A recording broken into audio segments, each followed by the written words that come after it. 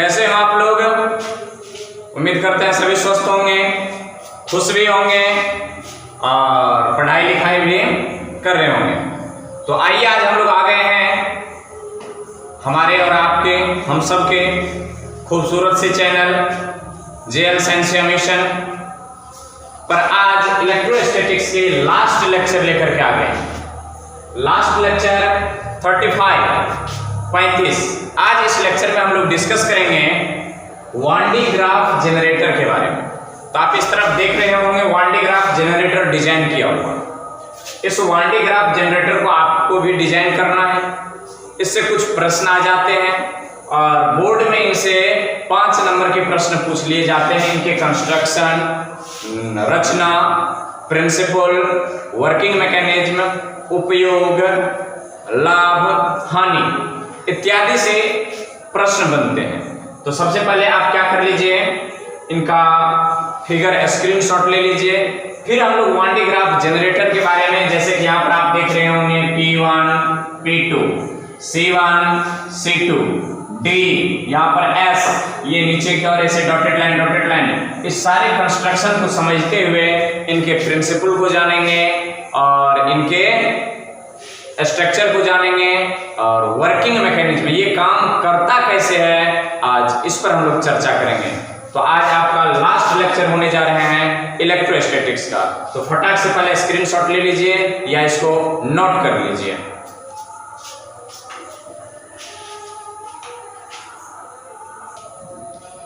चलिए देखते हैं, कुछ बातें यहां नोट कर लिए हैं। देखो आप लोग भी नोट करेंगे। यहां से देखिए वान डी ग्राफ जनरेटर, पहले इसके डिजाइनिंग का आप स्क्रीनशॉट ले लिए होंगे या वीडियो को पॉज करके आप इनको छाप लिए होंगे। आइए कहते किसे, तो प्रोफेसर RJ वान डी ग्राफ नाम के एक प्रोफेसर हुआ करते थे, शिक्षाविद, भौतिकविद, भौतिक को जानने वाले। तो प्रोफेसर RJ वान डी ग्राफ ने सन 1931 ईस्वी में, कितने ईस्वी? 1931 ईस्वी में लगभग 10 लाख से अधिक, 10 लाख या 10 लाख से अधिक विभवांतर उत्पन्न करने वाले मशीन का निर्माण किया। मशीन का निर्माण किया जिसे वान डी ग्राफ जनरेटर कहते हैं। यदि आपसे पूछते हैं कि वान डी ग्राफ जनरेटर किसे कहते हैं, तो एक प्रोफेसर हुआ करते थे RJ वान डी ग्राफ नाम के।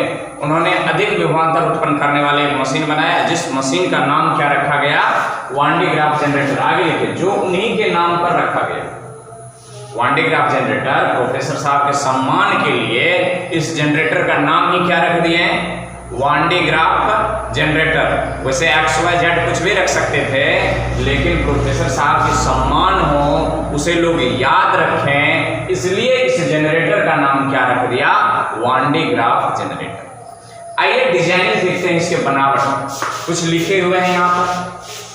सबसे पहले खोखले गोले S, फिगर में देखिए, खोखले गोले S, ये जो देख रहे हैं आप ऐसे करके, ये खोखला गोला है, इसको अपन क्या कहते हैं?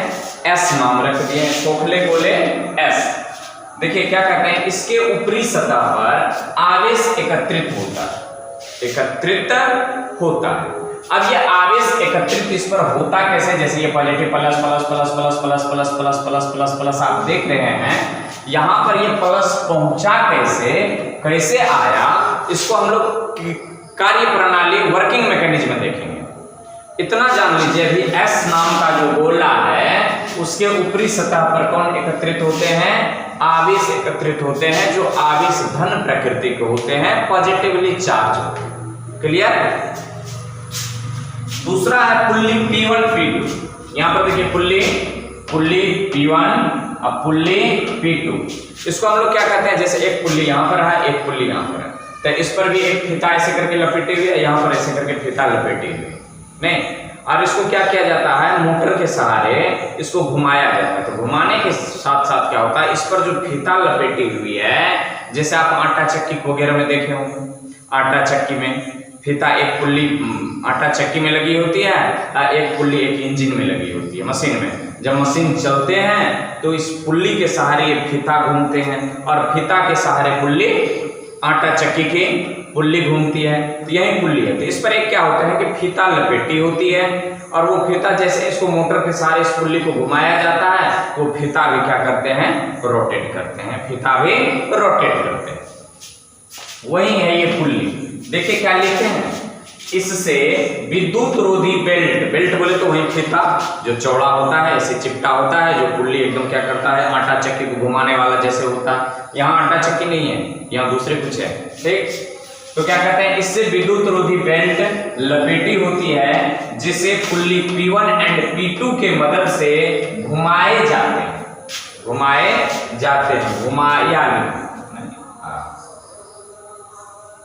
घुमाया जाता है, जिसे पुल्ली P1 P2 के मदद से घुमाया, गड़बड़ हो गया, ठीक है, घुमाए जाते हैं। थोड़ी बहुत हो जाते हैं जी, ऐसा ऐसा हो जाता है, घुमाए जाते हैं। तो इसका काम समझ गए P1 और P2 का, और नाम भी जान लीजिए, P1 P2 को क्या कहते हैं, पुल्ली कहते हैं। और यहाँ पर एक चीज और जान लीजिए कि S नाम का जो कुछ है उसको अपन क्या कहते हैं, खोखले गोले कहते हैं। इस पर होता क्या है, तो आवेश एकत्रित होता है। ये आवेश आता कहां से है, वर्किंग मैकेनिज्म में जानेंगे, ठीक। आइए, कार्बन का C1, वैसे C1 C2 दो को है, यहाँ पर देख रहे हैं, एक C1 और दूसरा C2। अभी तक में C1 को लिखा है, स्पेस कम है, ऊपर इरेज करेंगे तो फिर इसको लिखेंगे। आइए, कार्बन ब्रश यहाँ C1 के बारे में जान लेते हैं। देखिए, कार्बन ब्रश C1 ये कंघी जैसे होते हैं, कंघी, कॉम्ब, देखिए ये कॉम्ब के जैसे होते हैं। इसका अगला दांत होता है, ऐसे करके इसको ऐसे ऐसे जो करते हैं, ऐसे ऐसे जो कर लेते हैं, ये कॉम्ब के जैसे यहाँ पर लगी होती है। और अगला सिरा क्या होता है, इसका नुकीला होता है। और पिछले सिरे से देख रहे हैं आप, यहाँ पर बैटरी जुड़ी हुई है, ये बैटरी है, बैटरी का सिंबल है। पिछले सिरे से बैटरी के पॉजिटिव टर्मिनल C1 से जुड़ी हुई है। इसी बात को यहाँ पर लिखे हैं, क्या लिखे हैं, इसका अगला सिरा नुकीला होता है, जिससे मैंने किससे, कार्बन ब्रश से, नुकीला सिरे से नहीं, कार्बन ब्रश से लगभग 10,000 वोल्ट के बैटरी का पॉजिटिव टर्मिनल जुड़ा होता है। तो ये आवेश जो यहाँ सप्लाई हो रही है ना, वो उसका सोर्स तो यही है मेन। यहाँ से आवेश जाते हैं, यहाँ पर 10,000 वोल्ट है, यहाँ जाते जाते 10 लाख वोल्ट बन जाता है। तो वो होता कैसे है, वर्किंग मैकेनिज्म में। तो यहाँ पर आपने देखा, खोखले गोले S को, पुल्ली P1 P2 को, कार्बन ब्रश C1 को, इसको आप फटाक से क्या कर लीजिए, नोट कर लीजिए। हम इनको साफ कर देंगे और फिर चौथा नंबर से लिखेंगे, फिर आपको समझा देंगे, कोई तकलीफ नहीं ना। तो फटाक से इसका स्क्रीनशॉट या वीडियो को पॉज करके छाप लीजिए, और इसको हम इरेज करके 4 नंबर से लिखना प्रारंभ करते हैं।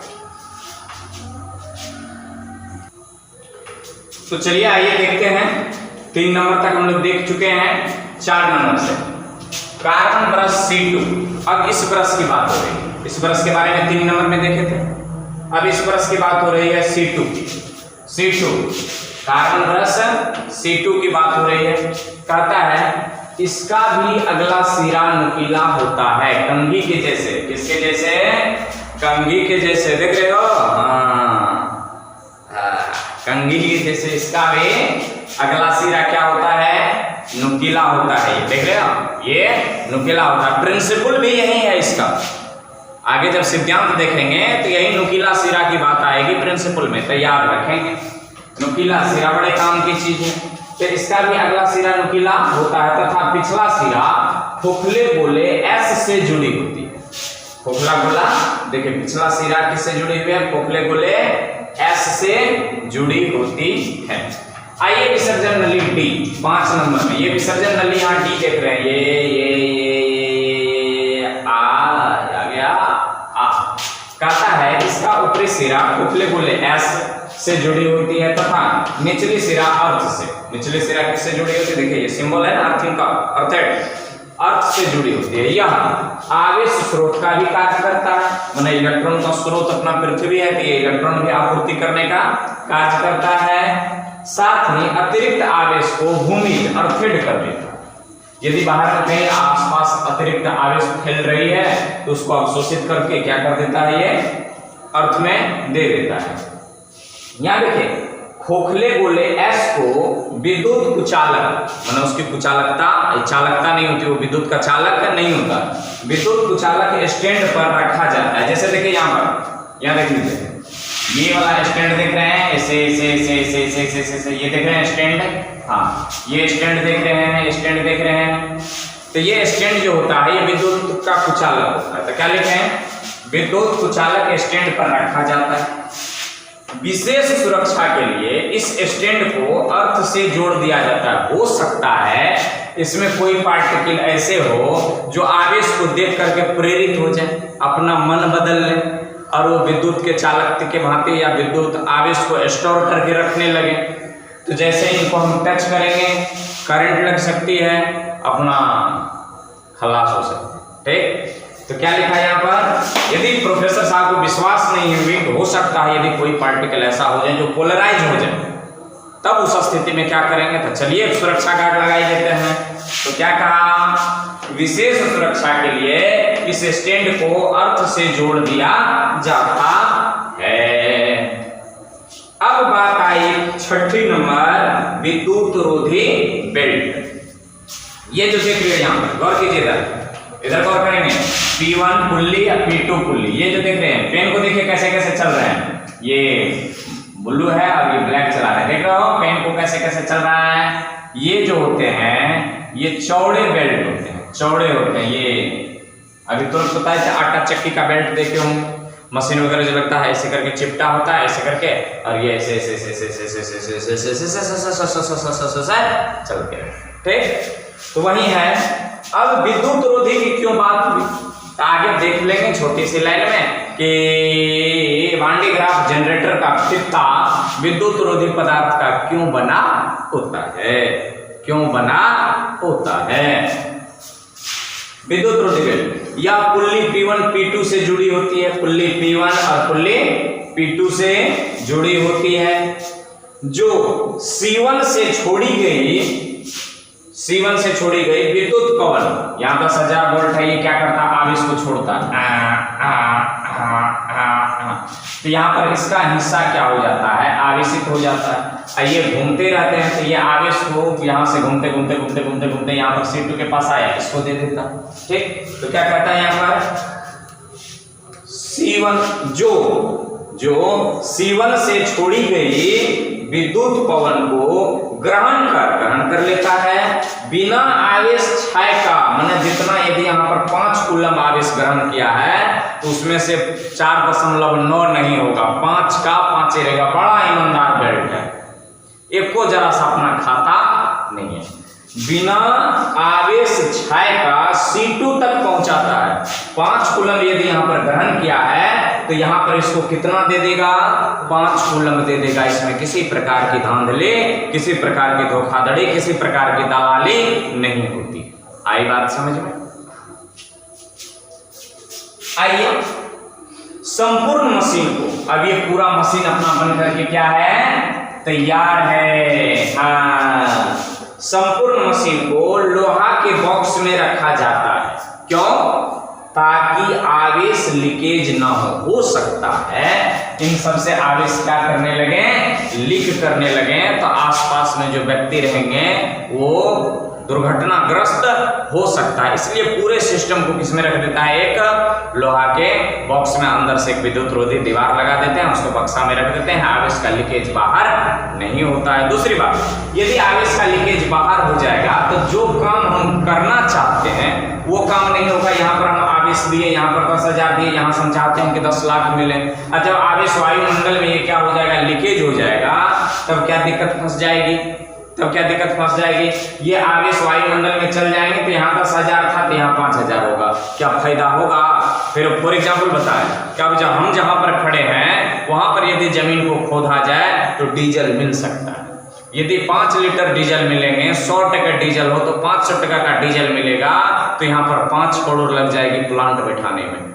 तो जत्ते के बउआ ने उससे बेसी के झुनझुने, तो यही बात हो जाएंगे।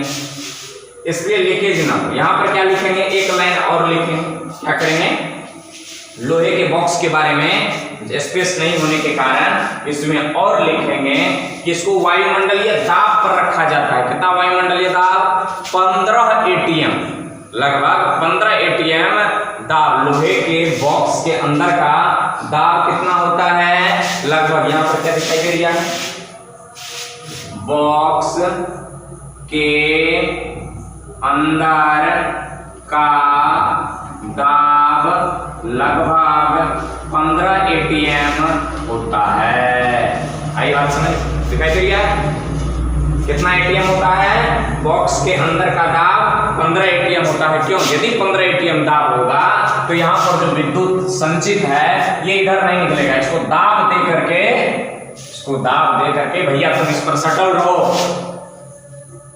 आई बात समझ में? तो बनावट हो रहा है अपना क्लियर। इनको यदि नहीं छापे हैं तो लीजिए आप छाप, इनको मिटाएंगे और लिखेंगे प्रिंसिपल, सिद्धांत। सिद्धांत में भी बताए थे कि इसकी मदद लेंगे। किसके?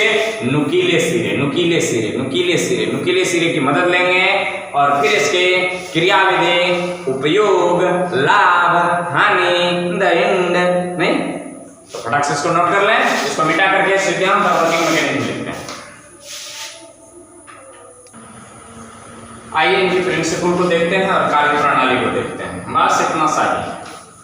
सिद्धांत क्या कहता है कि यदि किसी चालक का सिरा नुकीला हो तो सिरे का आवेश पृष्ठ आवेश घनत्व, सिरे का उल्टा हो गया है, सिरे का पृष्ठ आवेश घनत्व अधिक होता है, जिसके कारण वह विद्युत पवन उत्पन्न करता है। मीन्स आवेश काफी मात्रा में संचित हो जाता है। अब जरा जानते हैं कि नुकीले सिरे का पृष्ठ घनत्व ज्यादा हो कैसे जाता है। नहीं, अब जरा देखिए हम लोग पृष्ठ आवेश घनत्व बराबर जानते हैं Q बटा A, आवेश बटा क्षेत्रफल। यदि कोई सिरा इसका जैसे यहां से चल रहा है,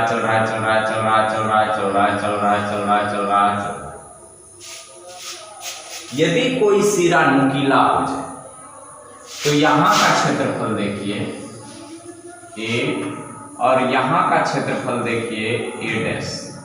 क्या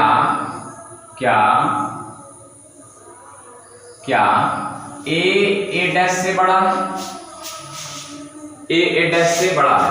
तो यहाँ का यदि सिग्मा और यहाँ का यदि सिग्मा डैश मान लें तो क्या सिग्मा डैश सिग्मा से बड़ा होगा? क्यों होगा बड़ा? जरा देखिए, ये नुकीला क्षेत्र है, नुकीले का क्षेत्रफल कम है, क्षेत्रफल नीचे है और क्षेत्रफल का ये व्युत्क्रमानुपाती होता है। क्षेत्रफल घटेगा तो आवेश घनत्व बढ़ेगा। तो क्षेत्रफल यहाँ कम इसलिए आवेश घनत्व ज्यादा, क्षेत्रफल ज्यादा इसलिए आवेश घनत्व कम। आई बात समझ में? यही कारण है कि नुकीले सिरे का आवेश घनत्व क्या होता है? ज्यादा होता है। और जब आवेश घनत्व ज्यादा होता है ना, वो क्या करता है? सामने आवेश का फुहार छोड़ता है। ठीक, तो वैसे ही कार्बन ब्रश क्या करता है? आवेश का फुहार छोड़ता है। ठीक, क्योंकि इसका सिरा क्या है? नुकीला है। नुकीला होने के कारण उसका आवेश घनत्व ज्यादा होगा। आवेश घनत्व ज्यादा होगा तो इसको विद्युत पवन कहते हैं। इस फुहार को क्या कहते हैं? विद्युत पवन, जो धन आवेशित होता है। क्या होता है? धन आवेशित। तो यही है कारण, विद्युत पवन उत्पन्न करता है। यही प्रिंसिपल है। पहले भी बताए थे कि कंघी वाली कहानी, नुकीला सिरा वाली कहानी आएंगे। क्या कहता है? याद रखें, यदि किसी चालक का सिरा नुकीला हो तो सिरे का पृष्ठ आवेश घनत्व अधिक होता है, जिसके कारण वह विद्युत पवन उत्पन्न करता है। मकसद तो यही है कि विद्युत पवन उत्पन्न करे। आइए कार्य प्रणाली को देखते हैं। कार्बन ब्रश C1 से विद्युत पवन निकलता है। अब कार्बन ब्रश C1 से विद्युत पवन क्यों निकलता है? क्योंकि इससे 10,000 वोल्ट की बैटरी जुड़ी हुई है। तो ये नुकीला सिरा है, यहाँ पर आकर के आवेश घनत्व ज्यादा हो गया तो विद्युत का फुहार निकलता है, आवेश का फुहार निकलता है, जो किस पर आकर के निकलता है? जो C1 के सामने इतना हिस्सा, ठीक, C1 के सामने बेल्ट पर संचित हो जाता है। यहां से निकला और इस पर संचित हो गया। यहां की कहानी खत्म। बेल्ट पुल्ली के सहारे घूमकर कार्बन C2 के निकट पहुंचता है अब ये हिस्सा जो है ये घूम करके किसके सामने गया? C2 के सामने, C2 के सामने। अब आइए देखिए क्या कहता है, कार्बन बरस C2 सामने बेल्ट पर उपस्थित आवेश के कारण, क्योंकि ये आवेश फैला नहीं, क्योंकि ये विद्युत रोधी पदार्थ है, ये फैला नहीं, यहाँ पर संचित हुआ, बेल्ट घूम करके ये आवेश इसके सामने आ गया। सामने क्या कहता है कि कार्बन बरस B2 सामने बेल्ट पर उपस्थित आवेश के कारण प्रेरित होकर ऋण आवेशित हो जाता है। कैसे? यहां से ये धन आवेश छोड़ा तो ये धन आवेश इस पर संचित हो गया, धन आवेश ये कहां पर चल गया? C2 के सामने। जैसे ही यहां पर धन आवेश देखा, ये क्या हो गया मुन्ना? ऋण आवेशित हो गया। क्या हो गया?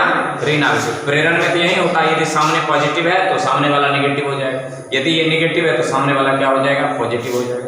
तो ये क्या हो गया? नेगेटिव है, ये जुड़ी हुई है किससे? गोले के अंतर सतह से। तो गोला का अंतर सतह क्या हो गया? नेगेटिव। यहाँ पर देखिए नेगेटिव चार्ज को नीचे की ओर थेट कर दिया है, इसलिए तो यहाँ पर कौन लगा हुआ है? D, विद्युत विसर्जन। C2 से प्रेरित होकर ऋण आवेशित हो जाता है, जिसके कारण कार्बन ब्रश C2 से जुड़ी खोखले गोले का ऊपरी सतह, खोखले गोले का ये निचली सतह से जुड़ी हुई कार्बन ब्रश, ये नेगेटिव, तो ये भी क्या हो जाएगा? नेगेटिव। ऊपरी सतह प्रेरित होकर धनावेशित हो जाता है, ऊपरी सतह प्रेरित होकर के धनावेशित हो जाता है। रचना में बताए थे कि ये धनावेश आया कैसे, कहां से आया, देख लीजिए। धनावेशित हो जाता है बेल्ट घूमने, मतलब बेल्ट का घूमने, आवेश प्रेरण, यहां से यहां जाना, यहां से यहां जाना, यहां से यहां जाना, प्रेरण की प्रक्रिया लगातार चक्रीय रूप से चलती रहती है। लगातार ये चलते रहते, गया आया, इधर से छोड़ा गया, छोड़ा गया, छोड़ा गया, फिर आ गया, छोड़ा फिर गया आया, फिर छोड़ा गया आया, फिर छोड़ा गया आया, फिर छोड़ा गया आया, फिर छोड़ा गया आया, चक्रीय रूप से चलती रहती। इसलिए खोखले गोले के ऊपरी सिरा पर उच्च आवेश संचित हो जाता है। और जब उच्च आवेश संचित हो गया ना, यहाँ और यहाँ में पोटेंशियल डिफरेंस काफी होगा, जो 10,000 था वो बढ़ करके क्या हो जाएगा? 10 लाख वोल्ट हो जाएगा। तो हमें उम्मीद है कि आपको कार्य प्रणाली समझ में आए होंगे। आइए इनके उपयोग को देख लेते हैं और इनके डिमेरिट्स क्या है, दोष क्या है इनके, इन दोनों का जिक्र करते हैं। तो फटाक से आप इसे नोट कर लीजिए, इनको मिटा करके हम इनके उपयोग और इनके डिमेरिट्स मींस दोष को लिखेंगे। फटाक से नोट करेंगे। चलिए आइए इनका उपयोग देख लेते हैं हम लोग। वान डे ग्राफ जनरेटर का उपयोग क्या करते हैं? तो कहता है उच्च विभवांतर उत्पन्न करने में। अभी देखा आपने 10,000 दिया और 10 लाख निकालो, तो विभवांतर यदि उच्च करना हो, बढ़ाना हो, तो वान डे ग्राफ जनरेटर का मदद लीजिए। दूसरा, प्रोटॉन, न्यूट्रॉन, अल्फा पार्टिकल बोले तो अल्फा कण को त्वरित करने में, आदि को त्वरित करने में। एक चीज याद रखेंगे, आगे आप पढ़ेंगे साइक्लोट्रॉन भी इस सबको त्वरित करता है। तो cyclotron magnetic field and electric field दोनों पर आधारित होते हैं, और ये केवल किस फील्ड पर आधारित है? इलेक्ट्रिक फील्ड पर आधारित है।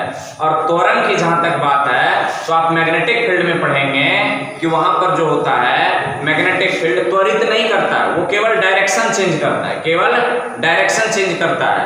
लेकिन इलेक्ट्रिक फील्ड उसके स्पीड के मैग्नीट्यूड को बढ़ाता है। तो स्पीड के मैग्नीट्यूड को बढ़ाना है तो अधिक मात्रा में क्या चाहिए अपन को? इलेक्ट्रिक फील्ड चाहिए। इलेक्ट्रिक फील्ड कहां से आएगा? तो जितना ज्यादा विभवांतर उतना ज्यादा इलेक्ट्रिक फील्ड होता है। जैसे देखें हमें आप E = dV/dr, E directly proportional किसका हो रहा है? वो V का। विभवांतर बढ़ेगा तो विद्युत क्षेत्र बढ़ेगा। विद्युत क्षेत्र जब बढ़ेगा, यहाँ पर देखिए विद्युत क्षेत्र जब बढ़ेगा तो F बराबर होता है QE, F बराबर QE, MA बराबर QE, तो A बराबर QE/M। देखिए इलेक्ट्रिक फील्ड बढ़ा माने विभव बढ़ा, इलेक्ट्रिक फील्ड बढ़ा, इलेक्ट्रिक फील्ड बढ़ा, फोर्स बढ़ा, इलेक्ट्रिक फील्ड बढ़ा, त्वरण बढ़ा। तो त्वरित करने में किसको? Proton, neutron, alpha particle. और साइक्लोट्रॉन क्या करता है?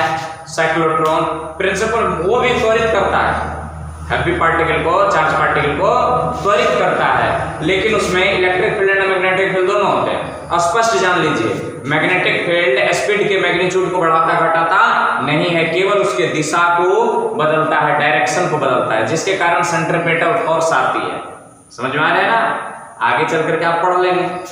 दूसरी बात यहाँ पर देखिए, ए जो है ये मैग्नीट्यूड को बढ़ाएगा, ये स्पीड के मैग्नीट्यूड को बढ़ाता है, स्पीड के मैग्नीट्यूड को बढ़ाता है। स्पीड के मैग्नीट्यूड को बढ़ाएगा तो कौन? Electric field. इलेक्ट्रिक फील्ड कहाँ से? पोटेंशियल। पोटेंशियल कहाँ से? वान डी ग्राफ जनरेटर से। जितना ज्यादा पोटेंशियल उतना ज्यादा इलेक्ट्रिक फील्ड, जितना ज्यादा इलेक्ट्रिक फील्ड उतना ज्यादा त्वरण।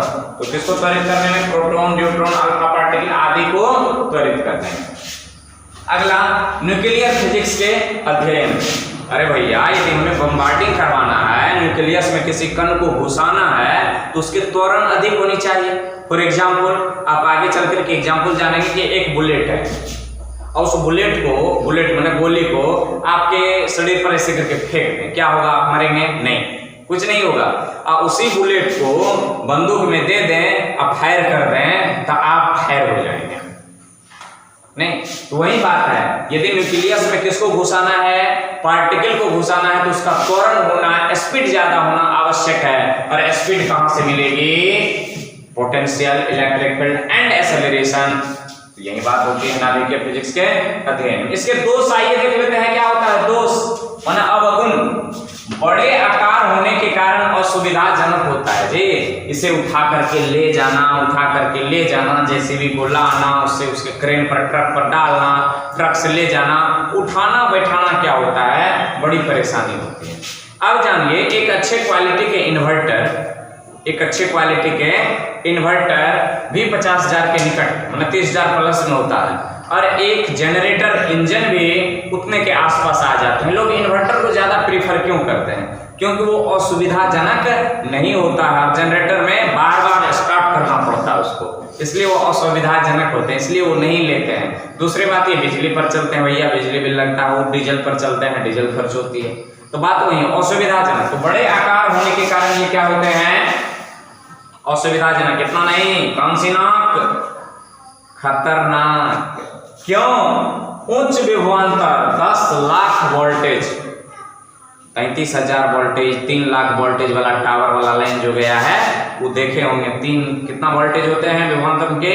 3 लाख। वो ब्लैक कलर की जो पिलर होते हैं, करिया पोल वाला लाइन जो होता है, उसके 35,000 वोल्टेज। लेकिन ये 10 लाख वोल्टेज वहां पर ये है तो यहीं से सुड़सुड़ा करके खींच लेगा। तो क्या लिखें? उच्च विभवांतर के कारण खतरनाक होता है। आगे चल करके साइक्लोट्रॉन की सीमा पढ़ेंगे। हल्के कण, उदासीन कण को त्वरित नहीं करता है। ये भी हल्के कण यहां पर लिख लीजिए। और उदासीन कण बोले तो न्यूट्रॉन, हल्के कण, उदासीन कण, पोस्ट में इलेक्ट्रॉन, पोस्ट में न्यूट्रॉन को त्वरित नहीं करता है। तो साइक्लोट्रॉन के भी सीमा में पढ़ेंगे आप कि वह हल्के कण और उदासीन कण को त्वरित नहीं करता है। और यहाँ पर भी इसके सीमा में पढ़ रहे हैं, ये इनके त्वरित नहीं करता है। इनको फटाक से कर लीजिए नोट, हम गिनती कर रहे हैं। 1 2 3 4 5 6। हाँ, छाप लिए हैं। तो चलिए, यदि आप इनको लिए हैं छाप, तो जाते जाते एक क्वेश्चन लिखते हैं और उसका आंसर अपन नहीं लिखेंगे, उसका आंसर अपन बोल देंगे, तो क्वेश्चन क्या है? और इंपॉर्टेंट क्वेश्चन इंपॉर्टेंट, इसको मिटा रहे हैं, छाप लिए होंगे। नहीं छापे तो पॉज करके स्क्रीनशॉट ले लीजिए। हाँ, चलिए, क्वेश्चन क्या है उनको देखते हैं पहले, और उसका आंसर अपन लिखेंगे नहीं, आप सुन करके सीधे नोटबुक में इसको लिखेंगे। और समझिए, बोर्ड के लिए इंपॉर्टेंट है one D graph generator and one D graph generator से संबंधित जो भी क्वेश्चन हो बोर्ड के लिए, तो VVI मार्क कर लीजिए अभी से VVI मार्क लगा लीजिए। आइए देखिए क्वेश्चन क्या है। क्वेश्चन क्या है? कहता है वान डी ग्राफ जनरेटर का हिंदी होता है जनित्र।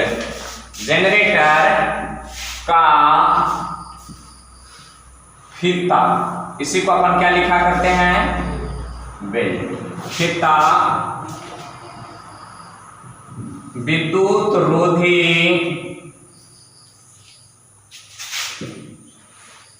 पदार्थ का बना होता है क्यों? प्रश्न ये है कि 1D ग्राफ जनरेटर का फीता या बेल्ट विद्युत रोधी पदार्थ का बना होता है क्यों? ऐसा क्यों होता है? ये जो फीता है, आप यहाँ जो फीता देख रहे हैं, ये वाली फीता, इसी को फीता कहते हैं, इसी को फीता कहते हैं। और चार्ज डेंसिटी में 1D ग्राफ जनरेटर से संबंधित एक न्यूमेरिकल भी आते हैं। यदि 1D ग्राफ जनरेटर प्रति सेकंड 5 कूलम आवेश छोड़ते हो और फीता की चौड़ाई 3 सेंटीमीटर हो, लंबाई 10 सेंटीमीटर हो, तो आवेश घनत्व क्या होगी? इस तरह के न्यूमेरिकल यदि आप एम बनाते हैं तो 29 नंबर का क्वेश्चन, चार्ज डेंसिटी, इसी तरह के क्वेश्चन आते हैं। तो सबसे बड़ी बात है, यहाँ सब्जेक्टिव 2 नंबर में पूछ लिए जाते हैं कि 1D ग्राफ जनरेटर का फीता या बेल्ट विद्युत रोधी पदार्थ का बना होता है क्यों? तो याद कीजिए, इनसे पहले आपको बताए थे कि ये यदि 5 कूलम आवेश लेता है तो यहाँ पर कितना कूलम छोड़ता है? 5 कूलम ही छोड़ता है। कारण अब देखिए आंसर, यदि 1D ग्राफ जनरेटर का फीता किसी विद्युत चालक पदार्थ का बना होता तो कार्बन ब्रश C1 के द्वारा उत्पन्न विद्युत पवन में से कुछ विद्युत को अवशोषित कर लेता, अर्थात C1 से C2 तक आवेश को स्थानांतरित करने में आवेश का क्षय होता, जिसके कारण उच्च विभवांतर खोखले गोले के सिरा पर उत्पन्न नहीं होता। आवेश क्षय न हो, आवेश का अवशोषण न हो, इसलिए 1D ग्राफ जनरेटर का फीता विद्युत रोधी पदार्थ का बना होता है। हो गई क्लियर? फिर से एक बार, विद्युत रोधी पदार्थ का क्यों बना होता है? 1D ग्राफ जनरेटर का फीता यदि किसी विद्युत चालक पदार्थ का बना होता तो कार्बन ब्रश C1 के द्वारा उत्पन्न विद्युत पवन को अवशोषित कर लेता, C1 से C2 तक स्थानांतरित करने में आवेश का क्षय होता, जिसके कारण खोखले गोले S के ऊपरी सिरा पर उच्च आवेश का संघनन नहीं होता, फलस्वरूप उच्च विभवांतर उत्पन्न नहीं होता। आवेश का C1 से C2 तक जाने में आवेश का किसी प्रकार का क्षय न हो, इसलिए विद्युत रोधी पदार्थ का बना होता है। क्लियर ना? हाँ, तो हम लेंगे अब आपसे विदा और जाते जाते कहते जाएंगे, यदि आपको वीडियो पसंद आ जाए तो लाइक कर दीजिए, एक सुंदर सा कमेंट कीजिए कि आपको ये कंसेप्ट कैसे लगे, नहीं लगे, आप क्या कहना चाहते हैं, क्योंकि आज आपकी इलेक्ट्रोस्टैटिक्स समाप्त हो रही है और ये इलेक्ट्रोस्टैटिक्स का लास्ट लेक्चर है। एक और रिक्वेस्ट कि अपने मित्रों में वीडियो को शेयर कीजिए, यदि आपको बढ़िया लगे, आपको समझ में आ जाए तो अपने मित्रों को भी शेयर करें कि देखिए यहाँ से हम ये पढ़ रहे हैं, इनको जरा पढ़ लो। अपने मित्रों से सब्सक्राइब करवा लीजिए। यदि आप अपने चैनल पर नए हो तो आप भी चैनल को सब्सक्राइब कर लीजिए, बेल आइकन को दबा लीजिए, ताकि जैसे ही हम कोई वीडियो अपलोड करें आप तक एकदम पहुँच जाए सबसे पहले। धन्यवाद।